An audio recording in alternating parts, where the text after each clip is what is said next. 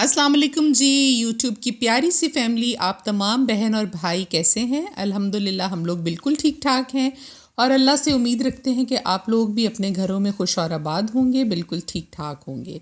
तो अभी देखिए जी, दिन का आगाज़ ही हुआ है दिया के साथ और ख़दीजा जो है वो प्यारी सी फ़्रॉक पहनकर आज सुबह ही तैयार होकर दरवाज़े पर खड़ी है। सना ने उसको कह दिया था कि तुम्हारे बाबा आ रहे हैं, तो वो अब रो रो के हमें बता रही है कि बाबा किधर हैं, आपने तो काहे कपड़े पहने, बाबा आ रहे हैं। तो बाबा नहीं आए, उनके लिए रो रहे हैं, जबकि आना है उन्होंने आज, मगर ये कि थोड़ा सा लेट आएंगे। और ख़दीजा को बड़ी मुश्किल हमने चुप करवाया। फ़ातिमा को भेज दिया था जी हमने स्कूल, और रोज़ा अल्हम्दुलिल्लाह हम लोगों ने रख लिया था और आज है जी 12वां रोज़ा, उसकी आप सबको मुबारकबाद भी।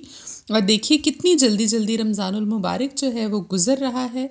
और बस अभी अगला तो ज़िंदगी में पता नहीं कि नेक्स्ट आएगा कि नहीं आएगा। जो हमें मिल चुका है इसको तो आप लोग भरपूर तरीके से इन्जॉय कीजिए। बल्कि रमज़ान को तो मैं कहती हूँ इन्जॉय करना चाहिए आपको। इबादत इसमें जितनी से जितनी ज़्यादा आप कर सकें वो करें, रोज़े रखें, नेकी करें, अल्लाह ताला के करीब होने की कोशिश करें, अपने गुनाहों की मग़फ़िरत मांगें, बख्शिश मांगें, अल्लाह ताला से रहमत मांगें। और बस इसके साथ साथ इसकी बरकतें और रहमतें तो हैं ही बहुत ज़्यादा। इंशाअल्लाह अल्लाह ताला उनमें से हमें भी नवाजेंगे ज़रूर। साथ में चल रही थी जी घर की सफाई सुथराई और मैं लगा रही थी आज डाई कलर। और काफ़ी दिन हो गए थे फेस को साफ़ नहीं किया था। मैंने पहले भी जिक्र किया था कि मैं पार्लर वगैरह बहुत कम, वेरी रेयर जाती हूँ, कहीं साल 2 साल में एक मरतबा कोई बहुत इम्पॉर्टेंट इवेंट ना हो। अदरवाइज़ मैं अपना फेशियल जो है, मुंह की सफाई सुथराई, वो भी घर में ही कर लेती हूँ। और ये एक नया मैं लेकर आई थी प्रोडक्ट और इसका रिज़ल्ट वैसे बहुत अच्छा निकला है। मैंने सोचा आपके साथ भी शेयर कर लूँ। ये डॉक्टर राशिल के नाम से इनका कोई प्रोडक्ट है और इनका 24K गोल्ड फेशियल जो है बहुत अच्छा निकला है। और मैंने अभी अपने मुंह को इसके साथ ज़रा साफ़ किया 2-3 क्रीम्स के साथ। प्रॉपर फेशियल तो नहीं करती मैं रोज़ाना, लेकिन ये कि हफ़्ते 10 दिन के बाद मुंह की क्लिनजिंग करना और थोड़ा बहुत बालों को सही करना वो मैं कर लेती होती हूँ घर में ही। और अभी जो उस दिन मंडी से मैं लेकर आई थी पुदीना और हरा धनिया और हरी मिर्चें, इनकी चटनी बनाएंगे आज हम पुदीने की। और इसमें सबसे पहले मैं अनारदाना डालती होती हूँ। अनारदाने को आप धोकर अच्छे से निचोड़ लें और सबसे पहले कूंडी में इसको कूट लें। कुछ लोग मशीन में चटनी बनाते हैं, लेकिन कूंडी में जो इसका मज़ा आता है वो बहुत ज़्यादा है। पुदीने और धनिए के पत्ते हमने तोड़ लिए थे, टहनियाँ जो थी वो अलग कर दी थी, वो थोड़ी सख्त होती हैं पुदीने की। पत्ते तोड़कर इनको धोकर खुश्क करके रख लिया था। सबसे पहले अनारदाना कूटेंगे, फिर उसमें 5 से 7 हरी मिर्चें, और उसके बाद मैं तो पुदीने की चटनी में लहसुन भी डालती हूँ, 5-6 जवे, और साथ में एक प्याज भी डालती हूँ ज़रूर। उससे ज़रा चटनी का जो जायका है वो मीठा मीठा आता है और मुझे वही पसंद है। और लाल मिर्च और नमक, बस ये चीज़ें हैं जी। अनारदाना कूट लिया था हमने और अभी इसमें ऐड करेंगे हरी मिर्चें कूटेंगे, फिर हमने प्याज कूटा इसमें और लहसुन के जवे कूटे, और अभी हमने डाल दिए थे वो पत्ते जो हमने धोकर रखे थे, उनको अच्छे से पीस लिया था कूंडी में। और साथ में नमक और लाल मिर्च ऐड कर दी थी और थोड़ा सा सूखा धनिया जो साबुत है वो आप डालेंगे तो वो दरदरा सा रह जाएगा। जब पिस जाएगा, चटनी पिस जाएगी तो बहुत अच्छा लगेगा। थोड़ा सा साबुत ज़ीरा भी आप डाल सकते हैं, पाउडर नहीं डालिएगा। ज़ीरे का जो साबुत होता है उसका जायका और साबुत हरे धनिए का, सॉरी, सूखे धनिए का जायका इसमें बहुत अच्छा आता है। तो ये चटनी जो है इसमें से थोड़ी सी जो खानी है चंद दिनों में वो तो हम लोग नीचे ही फ्रिज के नीचे वाले खाने में रख लेंगे। बाकी की चटनी जो है वो हमेशा आप लोग इस तरह के किसी एयर टाइट जार में डालकर फ्रीज़ कर दिया करें। वो बहुत अरसा निकाल जाती है, महीना 2 महीने भी निकाल देंगे। 1 चम्मच आप निकाल लें जब आपने दही में उसको शामिल करना है या आपने खानी है, कुछ देर पहले निकाल के 1 चम्मच रख लें, बाकी की दोबारा फ्रीज़ कर दीजिए। और ये बन रहा था जी फ़ातिमा का लंच, और वो लंच में बहुत कुछ हम ट्राई कर चुके हैं लेकिन कुछ भी नहीं खाती सिवाय लेग पीस और ये जो रोस्ट हम बना कर भेजते हैं, और फ्राइज़ और कभी कभार नगेट्स। तो मैंने कहा अभी जो चीज़ खाती है बस वही दें, बाद में फिर लंच बॉक्स वापस आ जाता है तो क्या फ़ायदा। इसी तरह चल रही थी जी हमारे लॉन की भी सफाई, बाहर की देखिए। और घास जो है वो इन सर्दियों में बिल्कुल ख़राब हो गया, ख़त्म हो गया एक तरह से। कहीं कहीं ग्रीन निकल रहा है थोड़ा थोड़ा, लेकिन मैंने अपने हस्बैंड के साथ डिस्कस किया है कि हम इसमें लगवाएंगे जी अभी कारपेट वाला घास, जो कि कारपेट वाला होता है वो थोड़ा मोटा घास होता है, अमेरिकन घास, वो बहुत अच्छा रह जाता है। तो इस दफ़ा इंशाल्लाह वो लगवाने का इरादा है। वो मुझे भेजेंगे लेकर, तो मैं फिर इंशाल्लाह यहाँ पर माली जो है उसको बुलाकर तो हम घास लगवा लेते हैं। और थोड़े से मौसमी फूल मैंने उनको बताया बहुत प्यारे लगते हैं, जो कि पर्पल और रेड और इस तरह के, येलो, आजकल बहार का मौसम है तो अच्छे लगेंगे क्यारियों में, हम वो भी लगा लेंगे। बाकी पौधे तो हमारे पास पहले ही काफ़ी ज़्यादा हैं। साथ में धुल रहे थे जी बच्चों के कपड़े। जब भी मैं इनकी अलमारी चेक करती हूँ तो धुले हुए कपड़ों में से भी आधे से ज़्यादा कपड़े जो हैं वो धोने वाले निकलते हैं। उनके बाजू गंदे होते हैं, उनके गले गंदे होते हैं। और बच्चों के कपड़े जो हैं वो हमेशा माँओं को देख कर रखने चाहिए, क्योंकि अचानक पहनाने पड़ जाएं और बाहर निकलना पड़े कहीं तो कपड़े गंदे हों तो बहुत प्रॉब्लम होती है। खदीजा बस कभी अंदर आ रही है कभी बाहर जा रही है और इस इंतज़ार में थी कि कब मेरे बाबा आए और मैं उनसे मिलूं। और आप यकीन करें कि छोटी सी है लेकिन पूरा हफ्ता ये सबसे ज़्यादा उनको याद करती है। जब वो आए हैं तो मैंने उनको बताया है, और अब्बा कहती है उनको, मुझे अम्मा कहती है, ख़ुद ही इसने ये वर्ड सीख लिए हैं। तो बस उनके इंतज़ार में भी खड़ी थी बाहर। और वो फ़ातिमा को स्कूल से लेकर ही आए थे, उस टाइम तक आ गए थे जब फ़ातिमा को छुट्टी हो रही है आजकल 12:40 पर। स्कूल से 5 मिनट लेट ही पहुंचे थे उसके पास, लेकिन उसको लेकर आ गए थे। अभी बन रही थी जिस साथ साथ अफ्तारी की हमारी तैयारी, और उसमें मैं बना रही थी मटन पुलाव आज। और सालन बनाने का दिल नहीं था, लेकिन फिर मैंने आलू मटर बना दिए बाद में कि सुबह सहरी में हमें सालन की ज़रूरत पड़ेगी। तो आलू मटर की सब्ज़ी बना दी थी, और साथ में देखिए जी दही भल्लों का सामान तैयार हो रहा है, अफ्तारी तैयार होगी। अफ्तारी तो हम लोग रोज़ाना ही इतने ही एहतमाम से तैयार करते हैं, लेकिन आज ये था कि हस्बैंड ने भी अफ्तारी करनी थी घर। और मेरा ख्याल है एक अफ्तारी उन्होंने पहले की है, एक आज करेंगे और उसके बाद फिर एक आध दो और हो जाएंगी। तो पूरे रमज़ानुल मुबारक में बस इतनी ही जो अफ्तारियाँ हैं वो घर हैं, बाकी सब की सब वो उधर ही करते हैं जहाँ पर होते हैं। साथ साथ मैं बना रही थी दही भल्ले, और इसमें ऐड करके रख दूँगी सारी चीज़ें। अभी काफ़ी टाइम हो गया था, फिर फ़ातिमा को ट्यूशन लेकर जाना था। तो इन कामों के साथ साथ आपके साथ आज मुझे वजीफ़ा भी डिस्कस करना है, 13वें रोज़े से रिलेटेड 13th रोज़ा इंशाल्लाह, जो कि कल होगा, और उसका वजीफ़ा आज मैं आपको बताने जा रही हूँ।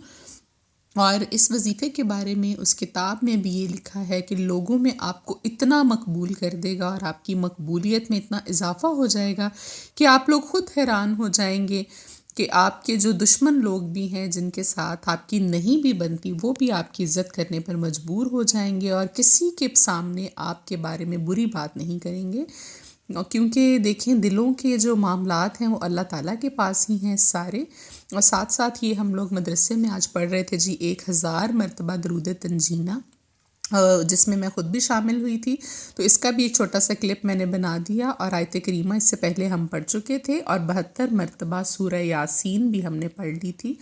और अभी हम सब बच्चियों और बाजी और मैं मिलकर वहाँ 1000 मरतबा दरूद तंजीना पढ़ रहे थे। इसके बाद हमने दुआ की, आप सब लोगों के लिए भी, अपने लिए भी, अपने मामलात के लिए भी, घर वालों के लिए भी।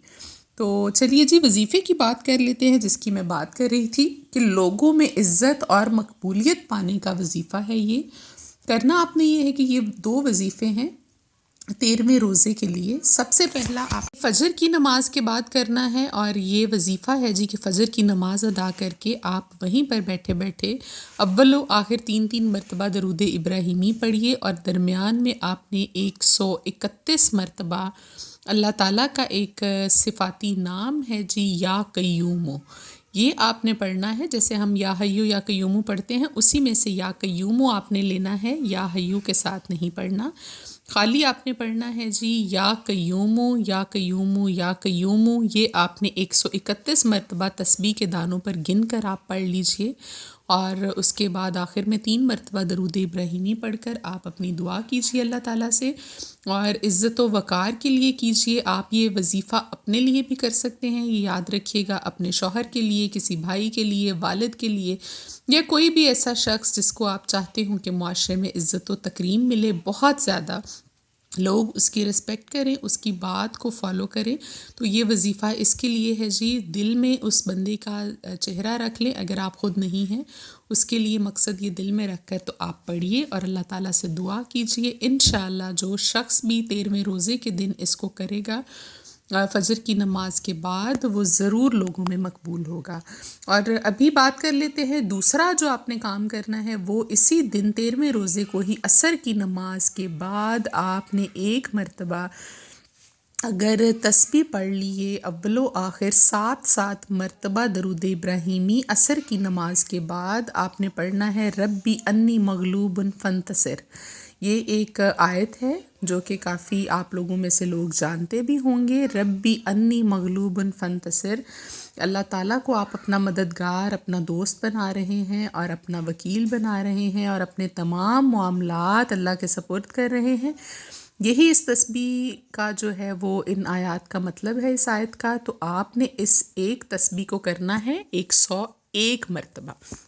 रब्बी अन्नी मगलूबन फंतसिर, ये छोटी सी एक आयत है, ये आप 101 मरतबा अगर असर की नमाज के बाद पढ़ लेते हैं तो इसके बाद ये फरमाया गया है कि आपके तमाम मामलात जो हैं वो अल्लाह ताला अपने सपुर्द ले लेंगे इंशाअल्लाह। और आपके ऊपर से फ़िक्र जो है दुनिया की और दुनियादारी की और जो भी आपके मामलात पेंडिंग पड़े हुए हैं, उसकी फ़िक्र आपको करने की ज़रूरत नहीं। फिर आपने अल्लाह ताला के सपुर्द कर दिए वो तमाम मामलात। और ये जो वजीफ़े हैं, मैं आपको हमेशा कहती हूँ कि देखें अगला रमज़ान क्या पता ज़िंदगी में आए या ना आए, तो ये आप मुस्तफ़ीद हो जाएं इससे, ज़रूर इनको किया करें। बहुत छोटे छोटे से अमल हैं, ये बहुत बड़े अमल नहीं हैं। रमज़ानुल मुबारक के हवाले से बहुत बड़े बड़े ये अमाल जो हैं वो नहीं बताए जाते, बहुत छोटी सी चीज़ें हैं। वज़ू भी आपका सारा दिन ही होता होगा, डेफ़िनेटली रोज़ा रख के आपने नमाज़ें भी पढ़नी होती हैं, तो ये छोटी छोटी चीज़ें हैं, ये आप कर लिया करें। ये दोनों वज़ाइफ जो थे ये आज 13वें रोज़े के लिए थे। एक फ़जर की नमाज के बाद या कय्यूमु 131 मरतबा, अव्वल व आखिर 3 मरतबा दरूद इब्राहिमी, और दूसरा है जी असर की नमाज के बाद, और वो है जी 7 मरतबा अव्वल व आखिर दरूद इब्राहिमी, और दरमियान में 101 मरतबा आप पढ़ेंगे रब्बी अन्नी मगलूबन फंतसिर। ये हो गए जी हमारे वज़ाइफ। और देखिए शाम हो गई थी, अफ्तारी भी हो गई थी। मैं गई थी बाज़ार अपनी कुछ मेडिसिन लेने के लिए, तो खदीजा भी मेरे साथ बैठ गई, फ़ातिमा घर पर ही थी।